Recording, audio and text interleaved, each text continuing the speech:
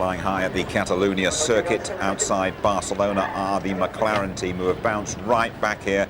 Mika Häkkinen, the world champion, with his first victory of 2000, followed home by David Coulthard. What a really brave drive by the Silverstone winner. Rubens Barrichello, third, fourth. Well, that victory really meaning a lot to the world champion there. Martin Brundle has joined myself and Tony up in the studio. I mean, he's not the most loquacious at the best of times, is he? But he was really struggling to get the words out there at the start. Was that exhaustion or what? I think Mika struggles a bit in the English language, which is understandable. But our Finnish isn't too bright, I have to say. Exactly. But he's not a particularly vociferous person, but it was unusual for him to say, hang on a minute, before I answer that, I want to come back in and say something else. So it's not, I've never heard Mika do that before. There was some points he wanted to, some buttons he wanted to hit in that little press conference and thank his team, because they did do a good job. Now, David Coulthard, I mean, he was hurting physically. Goodness knows what was going in there mentally before the race, but physically this was a very, very tough afternoon for him, and he came through it really well. He did. I think he made the mistake in the pit stop. Obviously, we spotted he had a slow stop, but we didn't see why exactly. David obviously was slow away or didn't hook first gear up or something. I noticed his pit lane limiter came on very late, so maybe he'd switched it off by mistake or something like that.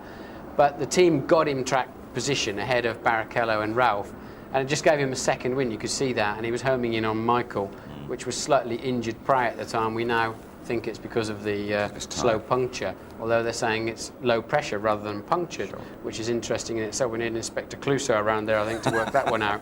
But I think that his adrenaline would have pumped him up again. It's amazing what you can do with a bit of adrenaline, but when you pass the line and it all starts fading away, then the pain comes in. And you get tired.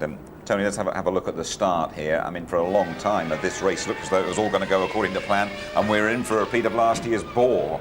Yeah, but just look at the way Michael Schumacher moved right across there for protection, and then Ralf Schumacher, the star of the start and one of the stars of the race, they're moving right inside, and we're going to see more of the brotherly love or not a little bit later on, but incredibly aggressive start from Ralf, absolutely superb, and the power of the BMW. Of course, at this stage, we're seeing Ralf at the BMW ahead of the Mercedes as well for the first time, which must have been dramatic. Button making a great move as well, because he got up to 9th place. Amazingly clean start, because you got this super long straight where they can really gun it all the way down there to the Elf Bend and into the S's. But look at them forcing out onto the line, and there is Ralf flying past. He's gone past Barrichello, he's gone past David Coulthard as well, and back he has a go. And this was the frightening bit. Could this have been 97 all over again at the Nürburgring when he took his brother out, when Michael was on his championship charge? That blunted his charge at the time. Sure. Before we look at that the pit stop, the Michael Schumacher pit stop, I mean, you have been in charge of those pit crews, and you know exactly the adrenaline that flies around down there building up to a pit stop. Yeah, but it's worse now because the races are won and lost in the pits. You know, the Grand Prix may as well happen in the pit lane, and these guys are now seriously training. We had a feature before the start of the race with Bernie Shrewsbury and this Human Performance Centre. Guys have really got to get fit, and that's why Stepney's had to get fit. And, you know, this is a real problem. And Martin identified, you look at the lollipop man, look, now the hose isn't off, but he lifts up and then tries to put it back down. And poor Nigel Stepney, who's a great mate of mine, I work with him at Lotus Benetton, all sorts of places. Ironically, there he is. He's the Englishman that's knocked that crew into shape. He's the guy being responsible for all their training. And it's one of his own men that lets him down, the lollipop man down there. Now, I can't quite see whether the rear wheel goes over his head. It just looks like it knocks his kneecap, which of course is even worse for him as well. It could be ligaments or something like that. There he is, poor Nigel. But as soon as that lollipop goes up, as a driver, you've got to go. You're gone, aren't you? It's a hair trigger, and you depend totally on that man. You can't, there's so much action going on around the car, and the car's such a stiff thing that, you know, as the wheel guns are on each tyre and the refueling on and off, the car's moving anyway, so you can't identify which movement is which. So you depend totally on that man. You can't see anything in your mirrors. It's filled up with your mechanic's overalls working on your car. I had exactly the same thing happen to me in a sports car race once. Really? It's the reflex action. They went to pull the refuel off and it didn't come off first time. The lollipop man's hair trigger reflex is up, and we all know about Schumacher's reflexes. I can now see why Michael didn't hesitate, because actually it brushed the Nigel Stepney to one side. It didn't run over him as such, the lollipop man panicked, of course, and just about slapped him on top of the head. Okay, well, we can actually hear from Nigel Stepney. We saw him being carried away there, and, well, obviously smiling, recovering, and talking to Louise Goodman. Nigel, how are you feeling? Better now than before. Is there any damage? It's just stretched a ligament or broken a ligament. It's just swollen a little bit. It must have been a very, very nasty moment, frightening moment. Well, I think what I remember of it, yeah. And your thoughts for the man who's had to take over from you? Very many. Were you watching whilst you were in the medical centre? I saw what happened. Well, we're glad you're all right anyway, Nigel. Thank you. It's great to see Nigel Stepney smiling there. We will see, of course, what happened when he wasn't around when you rejoin us. We also have the result of our competition, and we will be talking to Michael Schumacher. See you shortly.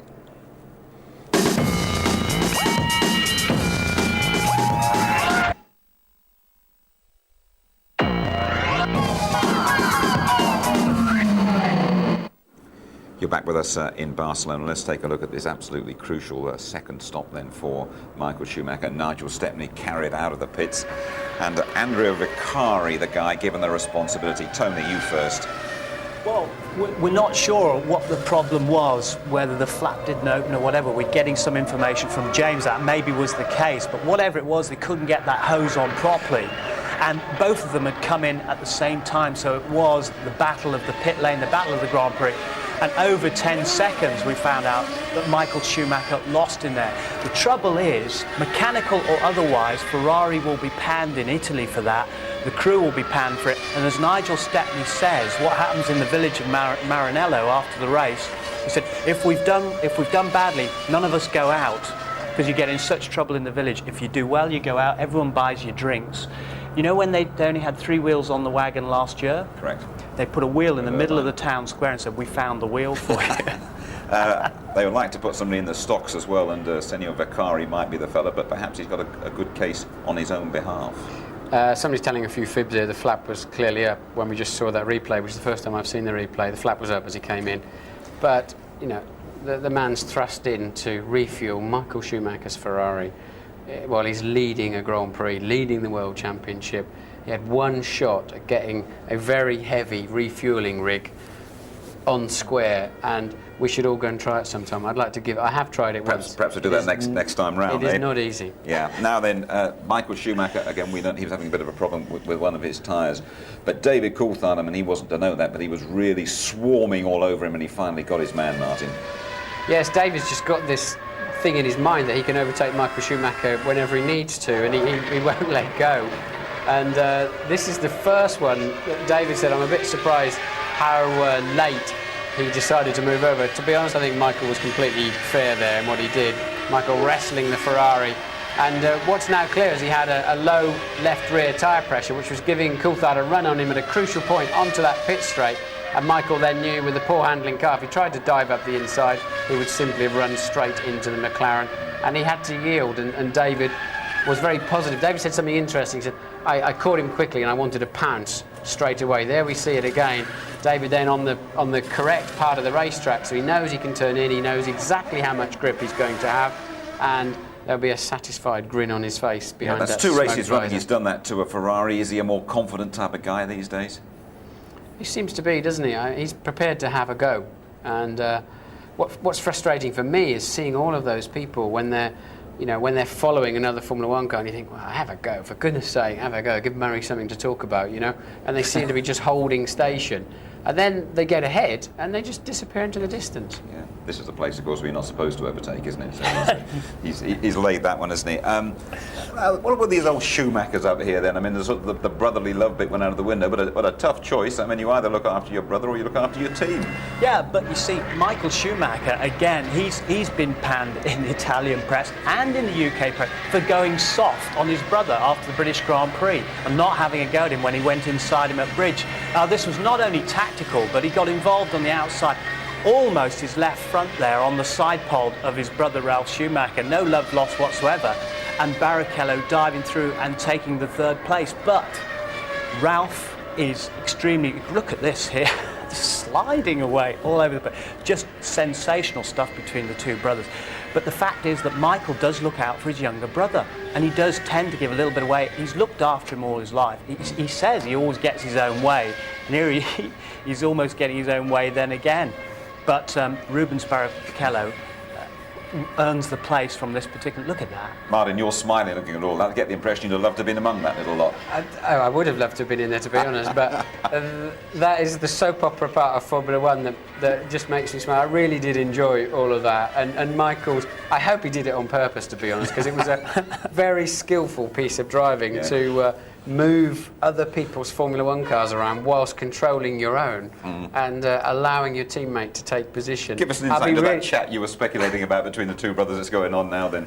I don't know. I mean, they're both quite strong-minded people. I don't know what mum and dad say sitting on the settee at home. Sort of, I don't know which side they'll take on it, whether they'll take Big Brother's side or what. But it's a simple fact. Ferrari pay Michael Schumacher tens of millions, or have him paid by various sponsors, tens of millions of dollars to drive their car and drive for their team. And I think there's a big thing today, and it shows the Stepney thing and the pit stop thing. A racing driver, a Grand Prix driver, can't always win Grand Prix by himself. You need all of the team players around you. OK, thanks, Martin. Let's hear what Michael Schumacher himself has got to say about it all. Here he is then in conversation with James Allen. Michael, great news obviously is that Nigel's OK, but a terrible day for you really. You must be quite upset. No, upset is the wrong word, but a little bit disappointed. It was what was the problem exactly in the middle of the race? I heard that you had some problem with one of the tyres. Is that right? I had a puncture. Yeah. You always seem fairly philosophical about it.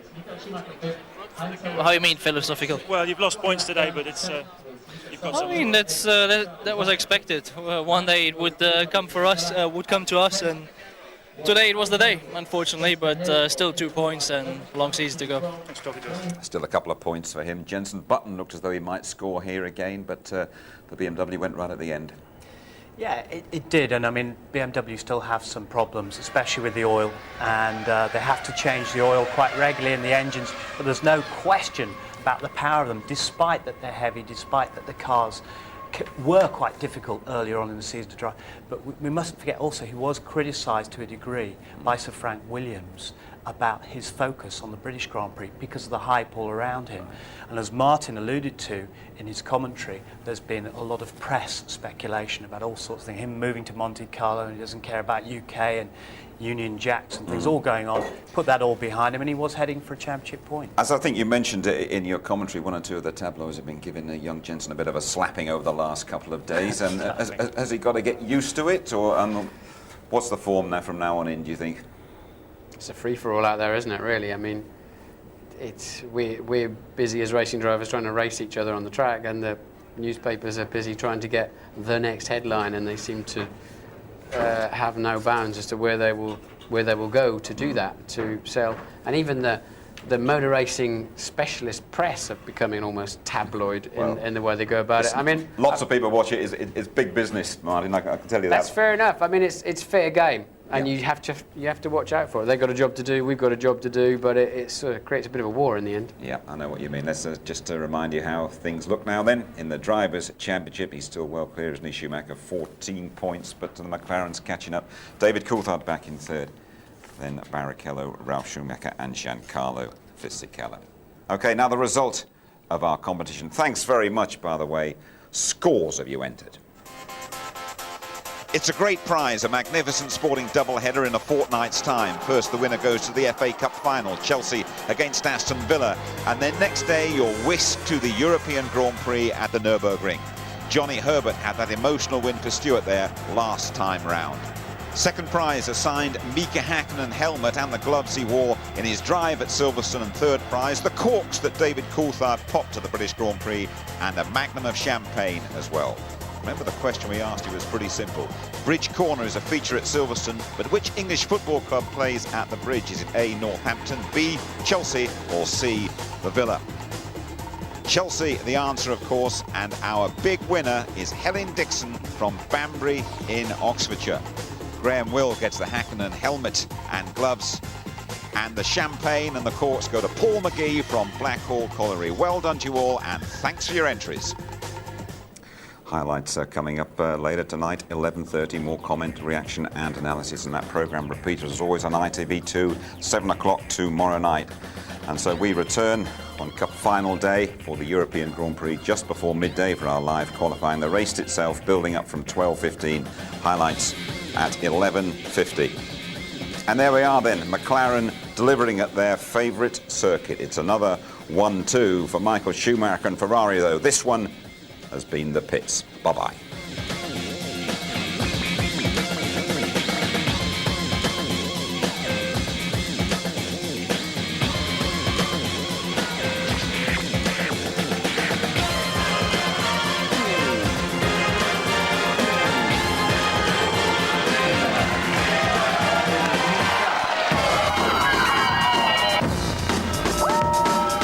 F1 on ITV in association with Texaco.